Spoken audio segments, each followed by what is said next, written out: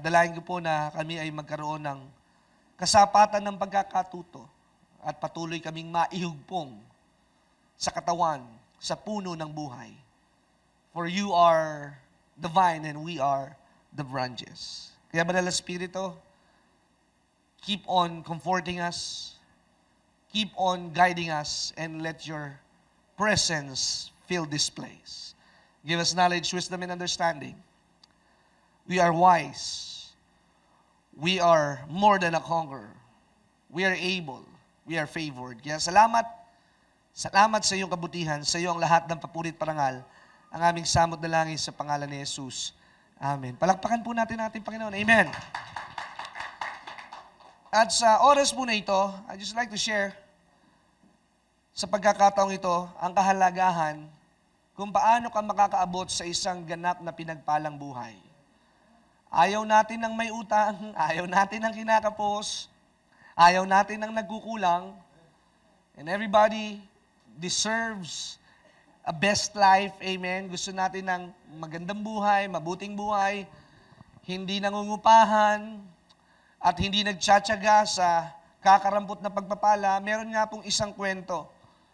Ano daw ang kaibahan ng Kristiyanong daga na dagang nasa palengke? It's all the same, amen? Kahit bihisa mo pa yung daga na.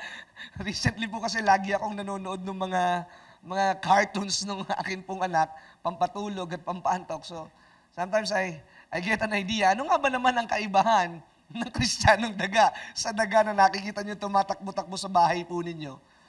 Ang mga daga ay laging nambubutbot. Ibig ko sabihin, naninira, naghahanap ng basura, naghahanap ng tira-tira. Kaya nga mga kapatid, hindi po tayo mga daga. Tayo po ay anak ng Diyos. We do not beg, but we deserve better. Hindi po tayo nagmamakaawa.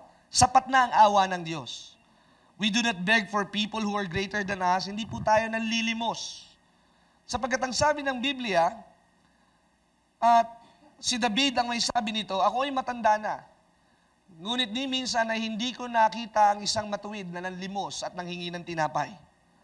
And I believe why I am blessed, it's because my father accumulated inheritance. The Bible says, a good father always leave an inheritance. Kaya kung ano man po yung aking tinatamasa, ano man yung aking ginagastos, it will be always credited sa aking ama. Bagamat ako'y merong mga personal na pagpapala, pero bahagi po, majority ng akin pong biyaya. I believe if I'm not a son of Bishop Greg, palagi hindi ako mapapalabas sa radyo, sa telebisyon, lagi ko po'y napakahirap mag-establish. At naniniwala po ako, if my dad 30 years ago was having a hard time to earn 3,000 pesos just for a week, 30 years ago. Pero on my time, nagiging madali ang pagpapala sapagkat meron nang nagtabas at naggapas nung ating dadaanan. I'm blessed today. It's not because of my effort. It's because of Jesus. And God used my family para makita ko yung landas at daaning ito. Kaya nga po ang aking heart cry, everybody should be blessed. Everybody should have the best in life. Everybody should live in abundance and overflow and prosperity. But before you have an extravagant life, make sure there should be a right foundation, right thinking, right believing that will lead you to right living. Kaya nga po mga kapatid, would you please open up your heart na ngayon pong hapong ito, ay i-share ko sa inyo ang isa sa napakahalagang susi. To open, to unlock, so that you can pass and you can come in to a blessed life.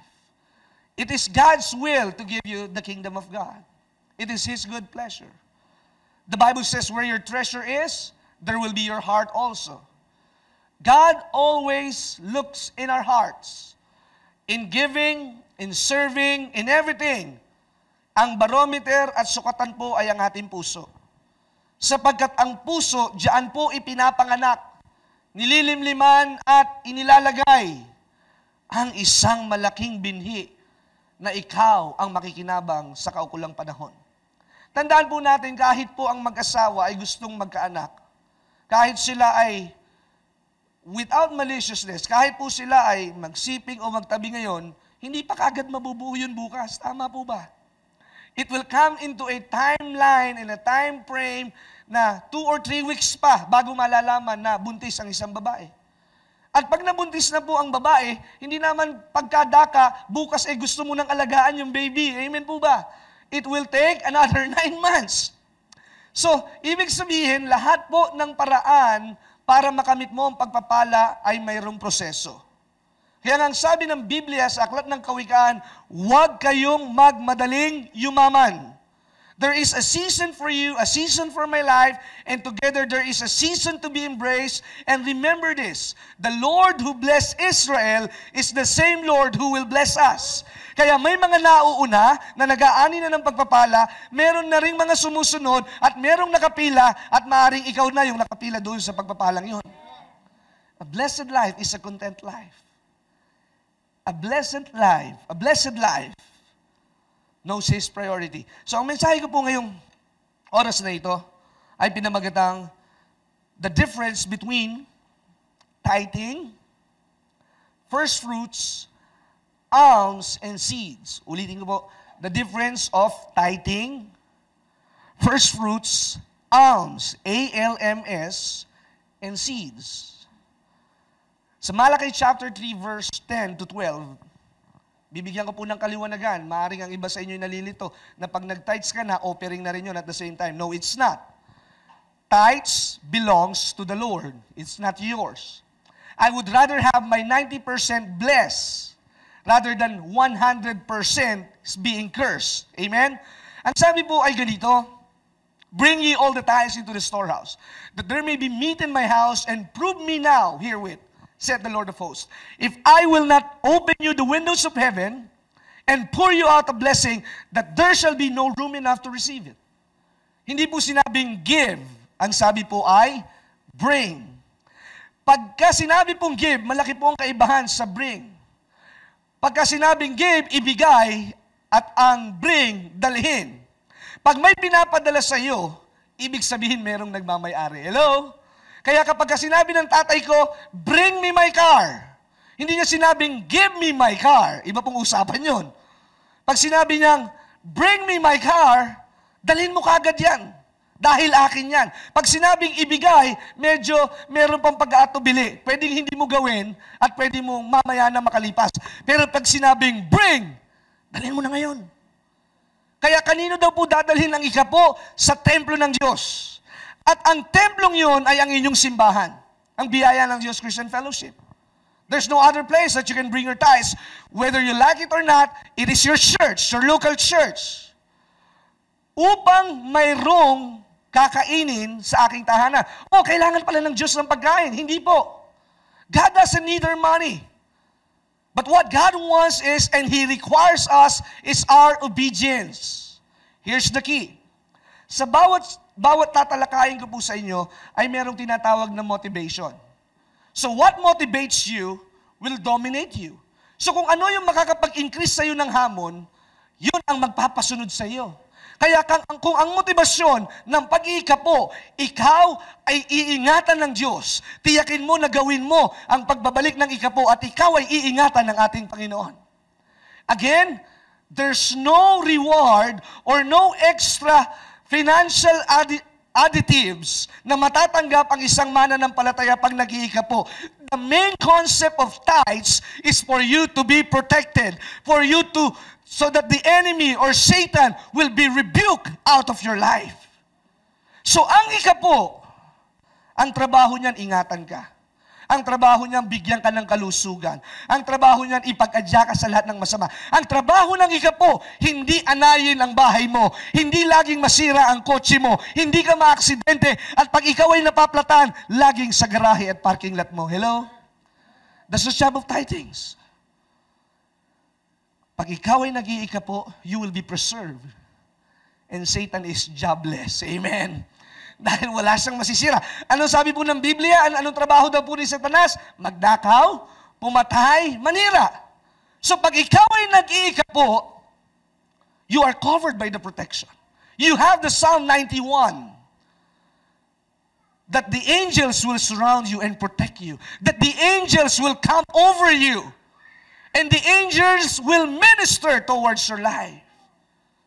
Ano pa ang sabi sa Psalms 91? Magkaroon man ng MERS-CoV, magkaroon man ng Ebola virus, magkaroon man ng maraming ISIS, sunugin ka man, hindi ka maaano sapagkat nasa iyo ang proteksyon ng ating Panginoon. When you tithe, you will be protected and you will be covered. Hallelujah.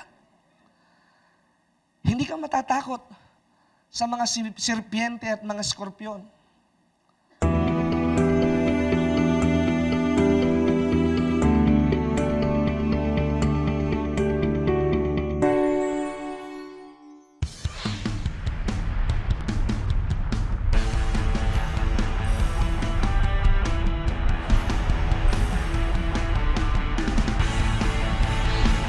Kung ang aalisin mo yung takot, Jesus is Jehovah.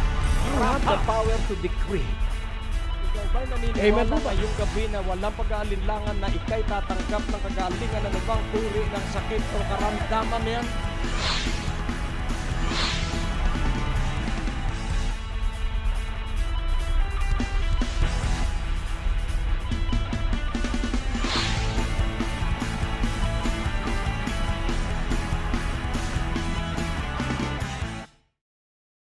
Sawa ka na ba sa iyong mga napapanood ng mga negatibo at pangit na balita?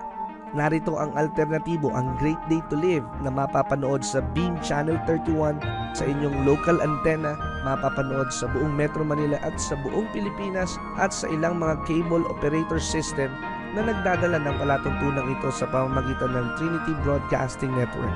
Mapapanood niyo po ang ating mga programa Lunes hanggang Huwebes, alas 9:30 ng gabi, at tuwing araw ng Biyernes, alas 10:30 ng gabi, at araw ng Sabado, alas 11 ng gabi.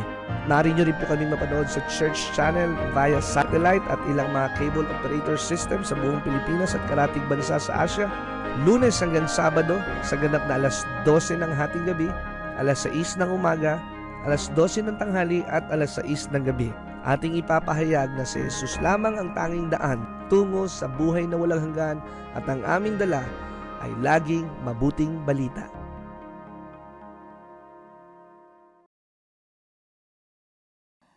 Last Friday, kami po ay natutulog sa sahig. Kasi po mga bata ang kasama ko. Natutulog kami sa sahig na may kutsyon. At hindi ko po akalain na nung madaling araw ay mayroong kumagat sa aking braso. Akala ko po'y ordinaryong langgam o hantik o isa lamang insekto. Nakahiga po sa aking braso ang aking bunsong anak, si Johan. Lagi po kasing sa kilikili. So siya po ay nakahiga sa kilikili ko at meron pong kumagat sa aking pong braso. At akala ko ako'y kinagat ng aking anak. Hinawakan ko yung ulo niya. Anak, huwag ka naman nangangagat. Alas 4 ng madaling araw, 4:30. At siya naman ay mahimbing na mahimbing. Pero lumipas ang ilang minuto, humahapdi yung kumagat po sa akin dito.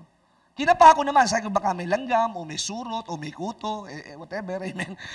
At binuksan ko yung ilaw, kinapa ko yung nandun sa sulok, at wala naman. Pero nung pagkapa ko pong ganun, merong mabilis po na lumakad na hayop. Sino po nakakita ng alupihan? Alupihan. Ganyan pong kalaki, kulay itim na medyo parang scorpion, although hindi naman po siya makamandag, pero napakasakit po. Napakakisot at napakainit. At ako po'y kinagat sa aking braso. Ito po, papakita ko po sa inyo. Napakalalim po ng kagat, dalawa halos gumapang pa. Masyado akong na Friday the 13th. Amen. But I don't believe na ang numero 13 ay malas. Pero gusto ko na sanang maniwala, pero hindi ako maniniwala. Kahit siya ay masakit at mahapdi at makirot, sinerch ko kaagad sa Google. Baka sabi ng asawa ko, baka mamamatay ka na niyan, ayaw ko pang mabalo. Sabi ko, nakakonklusyon ka na kaagad eh. Relax ka lang. I-google muna natin at tayo mananalangin. Hindi naman pala makamandag, pero yun nga lang, maghapon ng kirot. And true to itself, totoo nga po, masakit. Hanggang ngayon po, kahit nagbabalat na siya, pag diniin mo, meron pa ring bagsik nung lalim nung kagat. Pero dahil ako ay nag-iikapo, kahit anumang sakit, malalagpasan. Amen. Hallelujah. Kahit anumang kirot, iyong mapapagtagumpayan.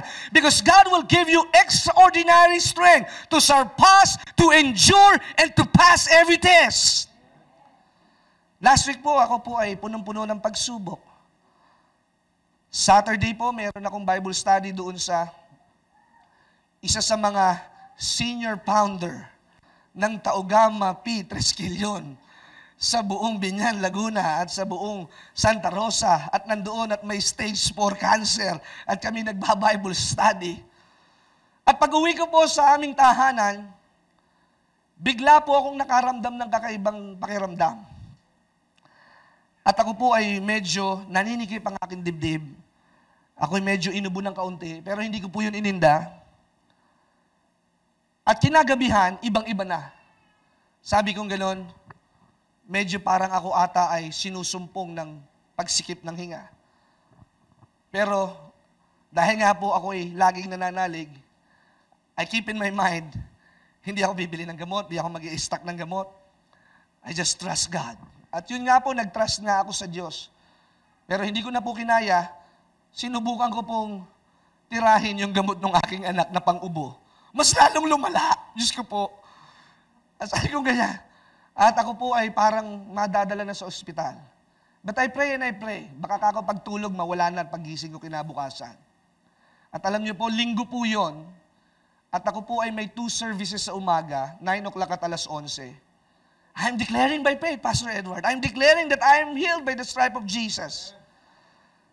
Pero hindi mawala-wala. Nandun pa rin. Ininom ko na ang tubig na may asin, na maligamgam, lahat na.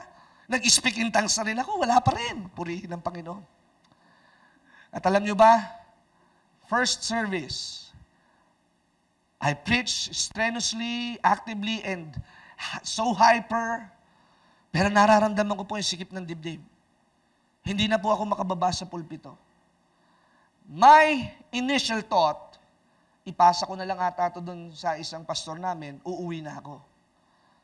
Pero it came to my mind, pag ginawa mo yan, pag-uusapan ka ng mga tao, sasabihin si pastor, uwian, suko pala yan, nagpapahayag na ang Diyos ay dakilang manggagamot. Hindi ako nakikipagkwentuhan. May mga nagpapapray, pero kinakayuko lang. Binibilisan ko na ang prayer ko, huwag nyo na ako usapin, parang awan nyo na, hindi lang ako makahinga. But I need to do the second service. At ako po'y nagpipreach na nakatungtong na ang aking pong dibdib sa pulpito. Nobody recognized it. Nasigaw pa rin.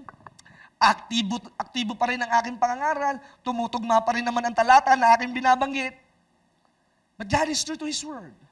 If you are a tither, God will help you to have an endurance. If you are a tither, hindi ka ma-hospital, magagawa mo pa rin yung ipinapagawa ng ating Panginoon.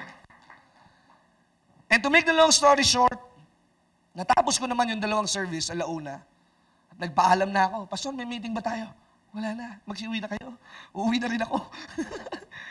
At pagbaba po doon sa amin, napakataas po kasi ng aming church, 3rd floor po yun, lumang mall. Pagbaba po mga kapatid, Puera Biro, hindi ko po maihakbang yung aking paa.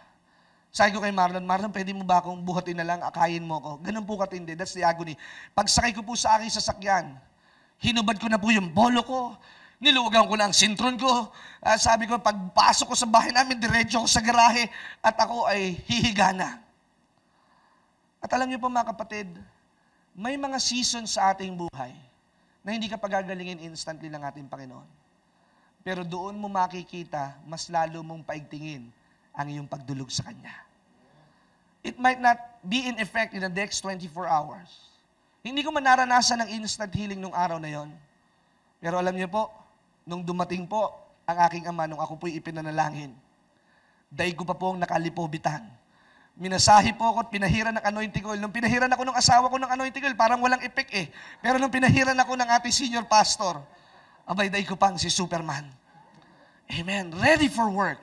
Medyo pinindot-pindot lang ako. Siguro yung tinuro ni Sister Danica. Pindot-pindot lang ng ganyan. Masahin ng konti. At nandoon ang nanay ko na para akong baby na nakahiga doon sa aming sala. And I feel relief. sapagkat ang matatapang ay nakakahawa.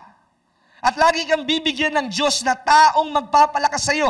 Kaya pag ikaw nag-iikapo, yung iyong kailangan na pampalakas, ibibigay sa iyo ng ating Panginoon. What my point is, it's because I pay my tithes, nag-a-activate yung aking immune system para mag-jumpstart to know that I am healed, I am blessed, and I can do all things through Christ who gives me strength. Hallelujah. So when you pay your tithes, it activates and will give you relief. Kaya nga po mga kapatid, the doctor has no say because Jesus is my great healer. Ano po ba ang motivation ng pag-iikapo? Tithing motivates our obedience, our complete dependency on the Lord. Kaya nga po, anong gagawin sa Malakay 3:10? The Lord will rebuke the devourer. The protection will overshadow you. Katulad po ng agila na 10 feet or 13 feet ang lapad ng kanya pong pakpak, pag ito po ay kanyang ibinuka, ikaw ay nakatago sa kanya.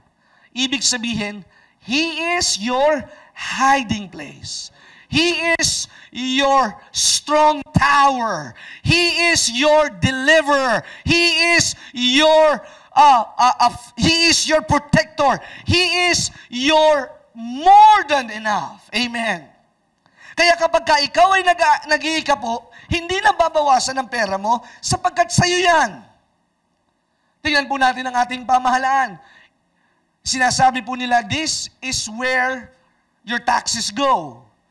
So kaya kapag ka ikaw ay nag-iikapo, this is where your tithes goes. Electric bills, sa mga allowance ng mga volunteers, sa mga pang-love gifts, sa mga guest speaker, sa atin pong mga iba pang mga utensils, sa mga gawain sa simbahan, it is used in the house of God. Kaya nga mga kapatid, sasabihin ko po sa inyo, 100%, ang Diyos ang nagtutustos sa aking buhay at sa aming pamilya. Hindi po kami umaasa sa tao, sa Diyos kami umaasa, sapagkat pag sa Diyos kami umasa, ang Diyos ang hihipo ng tao na may dalang cellphone, na may dala ng panggasolina, na may dala ng pang down payment ng iyong bahay, at merong dala ng pambili mo ng sasakyan. Ang Diyos ang hihipo ng iyong mga mahal sa buhay, ng iyong nakikilala na napagpala sa iyong ginagawa. Ang Diyos ang hihipo sa kanila at magdadala ng pagpapala. God will use the people, but don't trust in the people. Wow. So when you tithe, you know your savings is protected. When you tithe, bulag ang mga snatcher. Pag nakasakay ka sa bus na yon, hindi ka maho-hold up. Pag nagtatites ka, katulad ni Sister na ring, hindi ka mabubudol-budol. Amen! Pag nagtatites ka, hindi ka magkakaroon ng unexpected expenses na check-up. Pag nagtatites ka, hindi masisira ng basta-basta ang iyong camera, ang ating camera equipment. Hindi basta-basta masisira ang ating microphone dahil tayo ay nagtatites. Practice being a tither. Meron pong isang kapatid na nagbibigay ng tithes. At minsan ay direkta niyang inaabot sa akin o kaya kay Daddy. At ang sabi kong ganoon, binasa ko, this is my tithes for the month of June, month of May. Sabi ko, Dad, mali ang spelling. Sabi ko, bakit? Ang tithes niya, T-I-G-H-T. Ay, kaya naman pala siya maraming problema. Masikip. It's very tight. Buti sana kung tight jeans, ano po? T-I-G-H-T. This is my tithes for July. E sabi ko, Dad, kausapin mo nga nang hindi naman ma-open. Na ang tithes ay T-I-T-H-E-S. At marami po sa atin, gusto ng pagsagana at pag-unlad, pero nakabigkis pa rin sa masikip at kapos at tamang-tama lamang na pagpapala. Pag sinabi pong pagpapala, it's always above and beyond measure. The Bible says, give and it will be given back to you. With good measure, pressed down, shaken together. Pressed down, good measure, pressed down, shaken together, running over. Kaya, may pagliligligan. May mga panahon na madidelay yung iyong sahod. May mga panahon na hindi darating yung iyong komisyon. May mga panahon na hindi magbabayad yung iyong inaasahan na may utang sa iyo. But when you tithes, T-I-T-H-E-S, yung mga bayarin mo, magkakaroon ka ng extension para sa deadline. Hello? Kung magka-penalty ka man, yakang-yaka mo yung penalty doon sa iyong mga bayarin. Hello? Because your tithes assure you, though your blessing is delayed, it will never be denied. Hallelujah. Kaya pag ikaw ay nagtsatsaga na ibigay ang para sa Diyos, oh my God. 13 years ago, I started a full-time ministry. Naglilingkod ako sa Panginoon, not for a paycheck or not for a salary. I'm only receiving 3,000 pesos way back 2002. What in the world ang mararating ng 3,000 pesos kung gusto mong mag-asawa at magkaroon ng pamilya? Wala pa po sa eksena ang asawa ko noon. Wala pa rin po sa eksena na ako'y magiging pastor ng Binyan, Laguna. Wala pa rin sa eksena na darating ang panahon na ako'y makakapangaral sa radyo, telebisyon. Wala pa sa eksena ang lahat ng ito. Noong 2005, meron pong lumapit na kaibigan po namin, na nag-o-offer sa akin ng isang trabaho mula sa isang eskwelahan sa gawin ng Lucena. At ang sweldo po ay napakalaki, 25,000 way back 2005 or 2006. At ang sabi po sa akin ng aking kaibigan, kakilala ng pamilya, ito'y makakatulong sa iyo at ito'y pang part-time mo at pag Sunday ka lang naman mag-full-time sa church. I was not convinced. Because doing the service in the Lord is not a part-time, it is a full-time. God gave you in full, give back to Him what is full. Hallelujah. And don't fool yourself, F-O-O-L. Huwag kang magpakahangal, huwag kang magpakadaya, magpakapuno ka sa salita ng Diyos. Magpakapuno ka sa pangako ng ating Panginoon at siguradong hindi ka pababayaan ng Diyos. I proved this before I need 2,000 pesos. And for that time and that moment, it is enough for me. Kain, tulog ako sa bahay, walang boss, amen, walang intindihin, walang hihingi ng dede, walang hihinging asawa, at ayos na ayos ang 2,000-3,000. Pagdadrive ko lang ang tatay ko, ayos na. But 13 years ago, now, 2015, is a different story. It's a different story. I almost have given in 2014. I gave up my tithes and offering and seed offering, almost 100,000 pesos. Ang ibinigay sa akin ng Diyos noong 2014, 1.5 million pesos. Iba ang Diyos na akin pinaglilingkuran because I am a tither. Sabi nila, Pastor, wag kang magtuturo na pinagpala kang wala na magla-love gift sa'yo. I don't care. Because I do not trust in men. Sasabihin nila, mababawasan magla-love gift sa'yo. Sabihin nila, ba sila magbibigay sa'yo? Mas marami ka pa palang pera sa kanila. Well, if you're not led by the Holy Spirit, don't give. Amen? Somebody will give to me. Amen? Hello? Kaya sabi nila, huwag kang magturo ng kasaganaan. Walang maaawa sa'yo. Who cares? Inaanyayahan po namin kayong makinig sa aming mga radio program. Kung kayo po ay nasa inyong mga tahanan, nasa trapiko, naglalakbay, ito po'y makakatulong sa inyong pagpapalago at pagpapaunlad ng inyong spiritual na pananampalataya Lunes hanggang Biyernes sa DWAD 1098 kHz AM band sa ganap na alas 6:30 ng umaga at alas 10 ng gabi. Asahan po natin na sa ating pakikinig, lalago at uunlad ang ating pananalig at pagsampalataya sa ating Panginoong Hesus. Para po sa pagpapatuloy ng programang ito, kailangan po namin ng inyong panalangin at pinansyal na suporta. Sa bawat kaloob ng inyong ipapadala, anuman ang halaga, bibigyan po namin kayo ng anointing oil bilang pasasalamat sa inyong pagtulong at pagsuporta sa Greg Durante Ministries. Amen. Ang suot ko, bigay ng Diyos. Ang pantalon ko, bigay ng Diyos. Ang sapatos ko, bigay ng Diyos. Ang asawa ko, bigay ng Diyos. Ang asawa ko, walang trabaho full-time. Nag-resign sa pagiging flight attendant. Ang laki ng sweldo. Pero kaming lahat ay binubuhay ng Diyos. Nagbibigay pa. Nagpapakain pa ng mahirap. Nag-iika po. At meron kaming magandang bahay. Bahay na bigay ng Diyos. May sasakyan kami. At kailanman hindi kami naglalakad. Hindi kami sumasakay ng jeep. Sapagkat mabuti ang Diyos. Dahil kami nagbibigay ng ikapo. At kami ay nagbibigay ng higit sa aming kayang ibigay. Hello? Napakahina ng inyong palakpak. Palakpakan natin ang ating Panginoon. Number 2 is your first fruits. What is its motivation? Ano ang motibasyon ng unang bunga? The first fruits motivation is for you to become generous. A generous man will always prosper. Tandaan po natin, sa tithes, protection lang ang benepisyo niyan. Sa tithes, iingatan ka lang, magkakaroon ka ng malusog na pangatawan. Sa tithes, sa Diyos yan, hindi sa iyo yan. Whether you like it or not, kung anong mathematics ninyo, gross or net, pero as I apply, we take it on the gross. Anong ibig sabihin ng gross?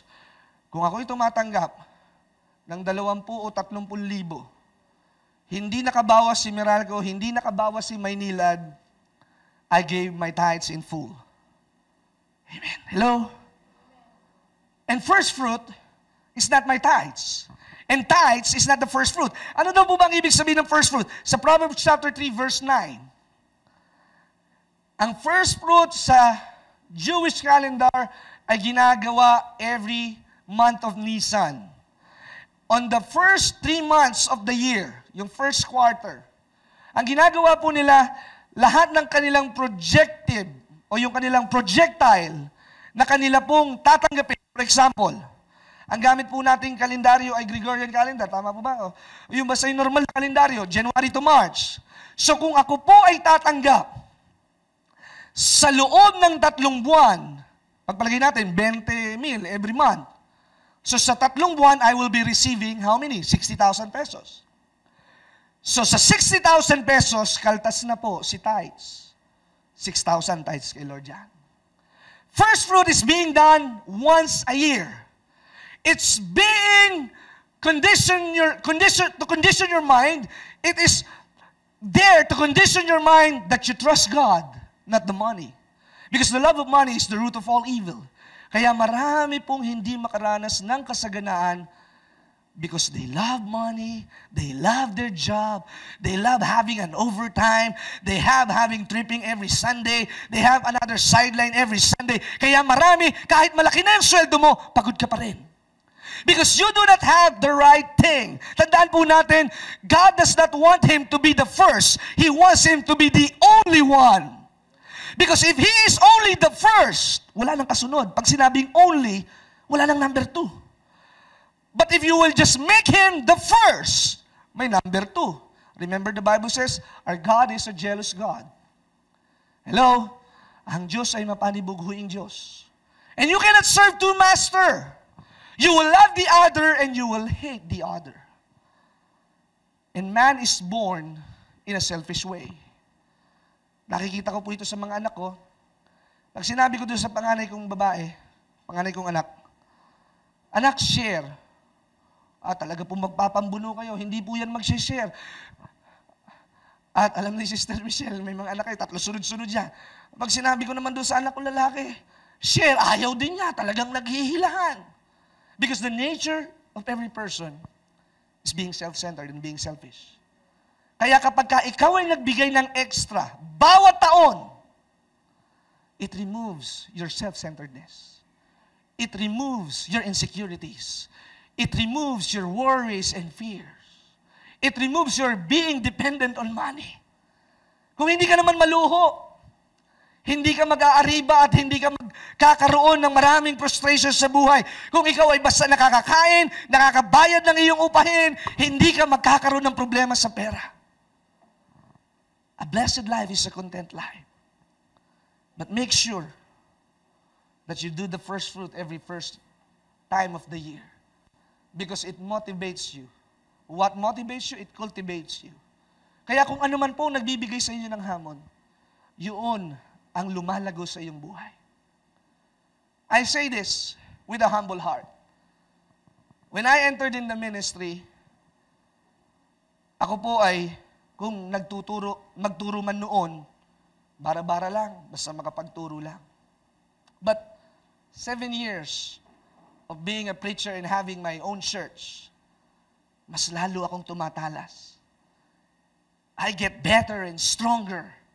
And I use faith all the more. Because I'm experiencing, I'm living it day by day.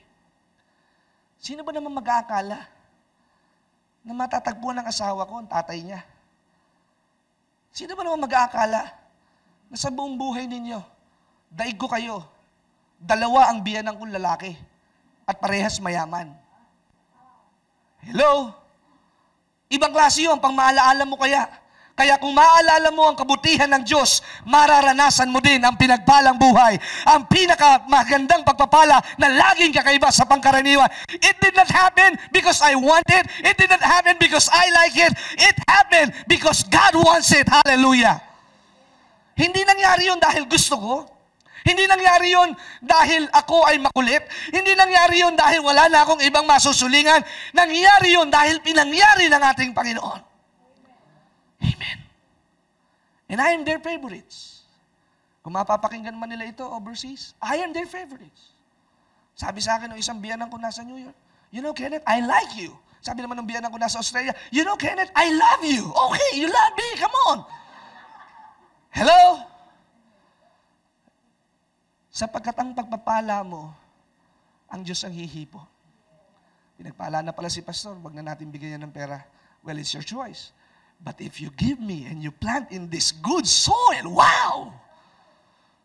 Amen. Kanina bago po ako pumunta dito, kinausap ako ng mga kapatiran. Pastor, grabe po talaga kayo. Bakit? Matindi po ang ginagawa ng Diyos.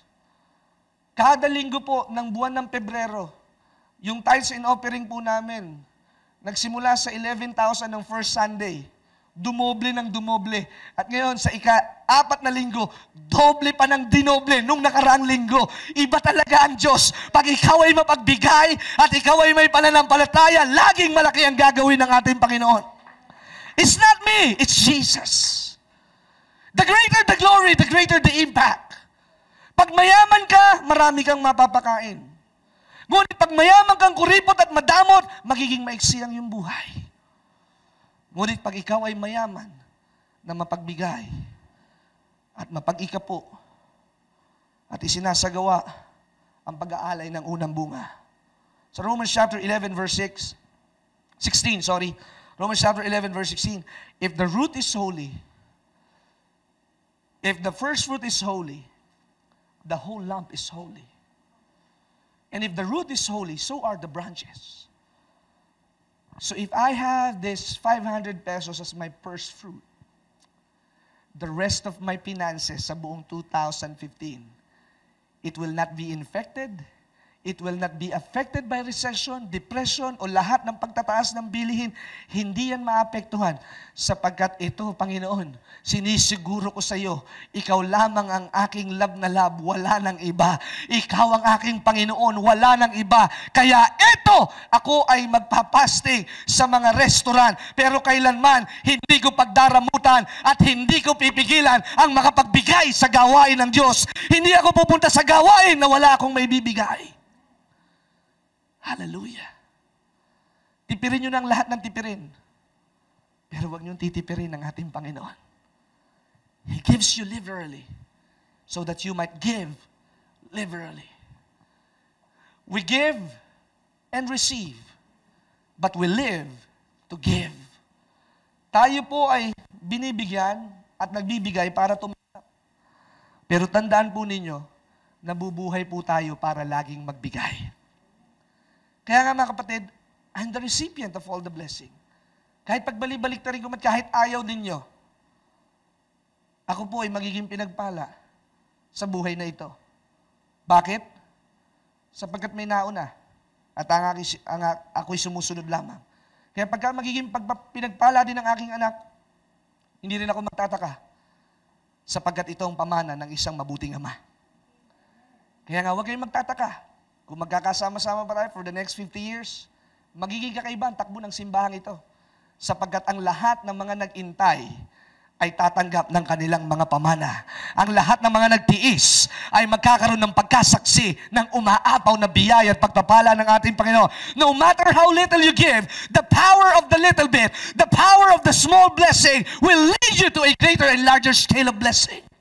Sa iyong pagtsatsaga sa maliit na pagpapala, nagpapasalamat ka. Ano ang hawak ng balo? Isa lamang sisiglang ng langis. Naulit-ulit sa panahon ni Elisha, ano ang meron yung balo? Lalagyan lamang ng langis. But because of the power of the little blessing, they gave it anyway. Anong meron ang isang bata? 3 pirasong tinapay at 5 pirasong isda. Ibinigay niya. Because he honored God. He wants to be a generous person. He wants to become a part of what God is doing. And what happened? 5,000 yung nakakain doon sa 5 pirasong tinapay, 5 pirasong isda, at 3 pirasong tinapay. God always multiply. Rest assured, the rest of 2015, mga kapatid. Ako pa, pag minsan nakakapako, wala na ang pera. Halimbawa, barya na lang, 20, 50, 100. Nagtataka ako. Paggastos ko, parang hindi nauubos yung ilang pirasong salapi na naroroon. God is multiplying it. Because my finances are protected by my first fruit. Hallelujah. It will always guarantee you that your attitude towards God, you are thankful and you are grateful for what you will receive. Again, first fruit, your motivation is to become generous. Tithes, your motivation is your obedience.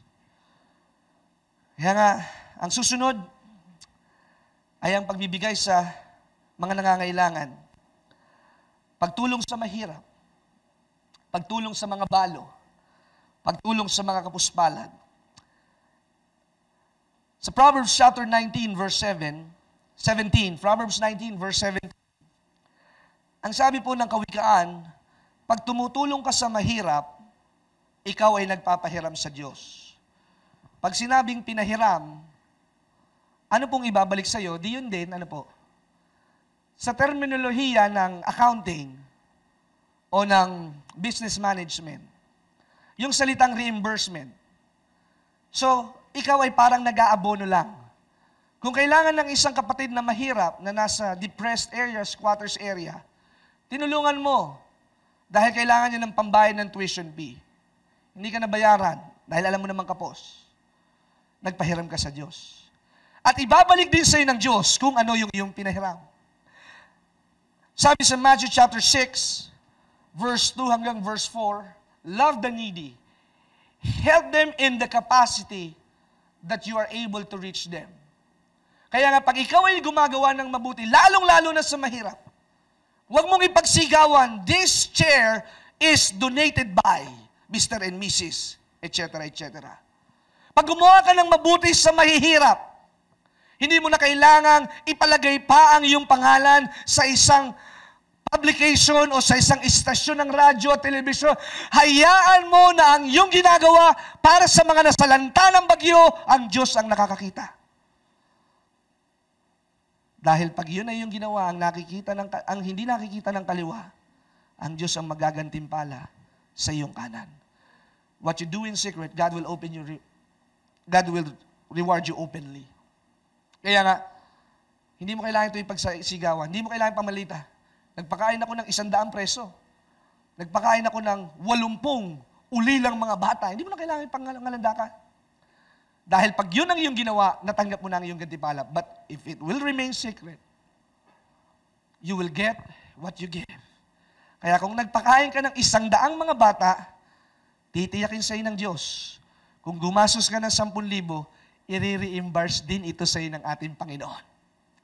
Ibig sabihin, parang wala kang ginastos dahil ibinalik sa iyo ng Diyos ang same measurement. Number 4, this is the blessing. If you want to live 100-fold, or 50-fold, or a 30-fold. Ito po ang napaka-importante. You plant your seeds. Ano po ang motivation? Tithings, ang motivation po nito, obedience. First fruit, generosity. And your capacity not to be in anxiety. Huwag kang mag-aalala. Hayaan mo na bindisyonan mo yung iyong unang ani, itinaga mo sa bato at ibinigay mo sa Diyos. Itong extra na aking ibibigay ay assurance ko at insurance ko. Hindi magsasara ang aming kumpanya. Hindi ako maboboycott o hindi madidelay ang aking sweldo. Kaya ako ay generous sa gawain ng Panginoon. Number 3, alms. What is its motivation? To help the poor, the needy, and the widow. At yung pang-apat, ang binhi po, habang inililibing, mas lalong nabubuhay. Habang ibinabaon, lalong nagkakaroon ng kapakinabangan. For you to flourish, you need to nourish your understanding, your spiritual mindset, your inner man. Kailangang magkaroon ka ng full acknowledgement na ikaw ay itinakda para may makinabang sa iyo. Ikaw ay nilikha ng Diyos para ikaw ay magdala ng tulong sa iyong kapwa. I myself, I am created by God para makatulong sa mga nanghihina, para mabigyan ng pag-asa ang mga kabataan. Tumingala, tumingin sa ating Panginoong Yesus. That is not being too young or too old for you to be blessed. As long as you are walking by faith, you will be blessed. Anong motivations ng mga binhi o ng pagtatanim ng binhi? Its motivation is to use your faith and to expect your reward. When you have expectation, for sure, you will have anticipation. Kaya kapag ka ako'y naniniwala na bibigyan ako ng Diyos ng mansyon, paniniwalaan ko ito na ito'y gagawin sa akin ng ating Panginoon. Kaya nga, I invest in many people. I invest in mentoring other young people and elderly people. I invest my life. I give them transportation. I love them. I give them groceries and everything. It's about my tithes. It's about my first fruit. They are not poor or they are not needy in the church, but I love to give. Mag-grocery ka sa Pure Gold. May lalapit sa iyo, Kuya Barya, huwag na, sindikato ko eh. The 5 pesos will hurt you. Hello? Every Sunday po na na-assign po ako dito, magda-drive-thru kami dyan sa McDonald's. Laging merong bata. Kuya Barya. And we made up our mind. Sa tuwing magda-drive-thru kami, may manghihingi sa akin. Sana naman baka mapanood ako ng mga bata. Lagi akong abangan sa McDonald's. Kailan ba magsasalita si Pastor Kenneth sa Green Hills at maabangan nga yan?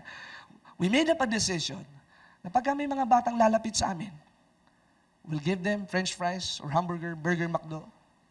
It will not hurt. 50 pesos will not hurt us.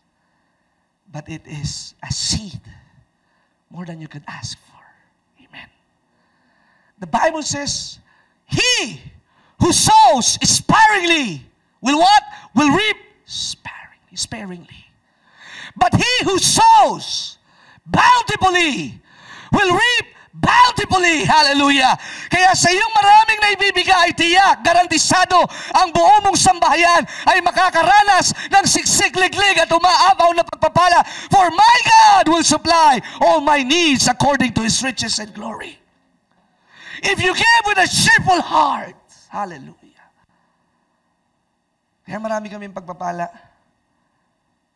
Paano? Laging sa bandang huli, kami ang sumasagot sa malalaking mga pangangailangan. But it is your opportunity. Ang sabi po sa Matthew chapter 13, verse 1 to 9, basahin nyo lang po, I've got only 2 minutes. Matthew chapter 13, verse 1 to 9. May mga binhi, inihasik sa dawagan, inihasik sa batuhan, na-choke, namatay, hindi tumubo. Pero nang maitanim sa matabang lupain, doon lamang po ito namunga. At doon lamang ito umusbong. yumabong at lumago. Ilan po ang naging bunga? Some are 10, some are 20, some are 50, and some are 100-folds. What is the motivation of planting a seed? Your faith. And what is faith? You believe in the impossible. You trust in the Lord with all your hearts. And what is its motivation? Surely the goodness of the Lord will follow you all the days of your life. And your cup will overflow because the Lord is your shepherd. I shall not want. You will be blessed in the city, and you will be blessed in the province, and your basket will overflow. You will be above and not beneath, and you will lend and you will not borrow. Hallelujah. And that's the blessing of having more seeds. Giving seeds is your way to your total debt cancellation. May utang ka ba? Maghanap ka ng pwede mong mapagbigyan ng tulong. It might be 20 pesos or even 100. God honors your faith and your trust in Him. Kaya pag ikaw ay kinakapos, naalala ko sabi sa akin ng aking ama, naghahanap siya lagi ng mabibigyan ng tulong. Naghahanap siya ng pastor na bibigyan ng grocery. Alam niyo po, sinisimulan ko nang gawin yon. At alam niyo po mga kapatid, hindi kami nagugutom. Last December, we gave one sack, isang kabang bigas. Hanggang ngayon, tuloy-tuloy ang mga nagbibigay ng bigas sa akin. Because that is a cycle. What you sow, you will reap. God is not mocked. He is a just God. Kaya gusto mo ng pinagpalang buhay, halina't magbigay sa Panginoon.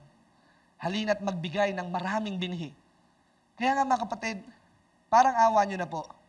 You're holding the tithes and offering envelope. Pinrint po namin yan. May mga options po. May mga details. You pay your tithes, you pay your offerings.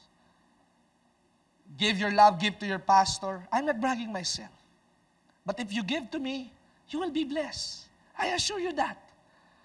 Hindi ako naririto para maghingi ng pera sapagkat yun ay nakakahiya.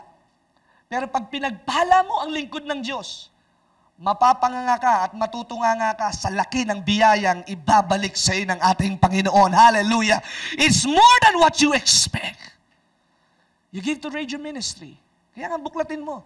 Minsan kasi parang traditional, lagay ako 500. Okay na yan. May alms. May church building.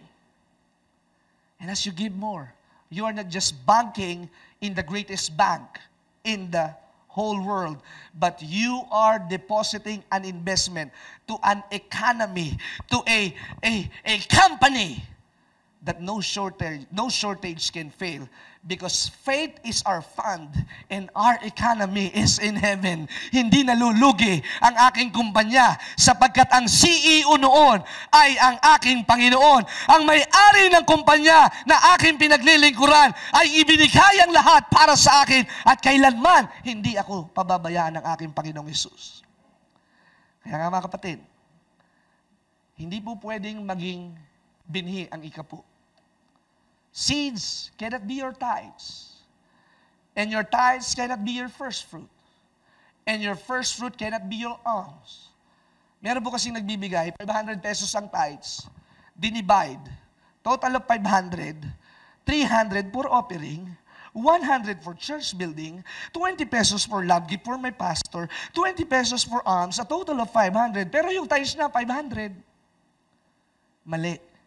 Ang tithes, it's a fixed rate. Don't exchange it. It is a fixed rate. Sabihin mo sa iyong katabi, ang ikapu, sinasauli, hindi kinukupit. Sabihin mo sa iyong katabi, ba't ka nahihiya? Hindi ka ba nagikapu? Amen. Well, I pray that you have a fruitful afternoon or night service ngayong gabi. And I pray and declare that you will be abound in many good things. I pray that the Lord will lengthen your borders, that nothing could withhold the blessings that God has for you. God is in charge, and God will give you the benefits. Kaya Panginoong Diyos, sa oras at sandaling ito, na ipahayag ang katotohanan at nasa kanila ang baton para ito'y matutunan. Gusto nila ng maging masaganang buhay. Pero hindi po pwede ang walang pagsunod. If we be willing and obedient, we shall partake the best of the land. Lord, I pray that this church will be strong because you are our foundation. Our trust is in you. Kaya dalangin ko po, Panginoon, na i-practice nila ang ikapu at first fruit. Ibigay nila ang certain portion ng kanilang total expecting income hanggang March 31. To show up their dependency, their trust in you.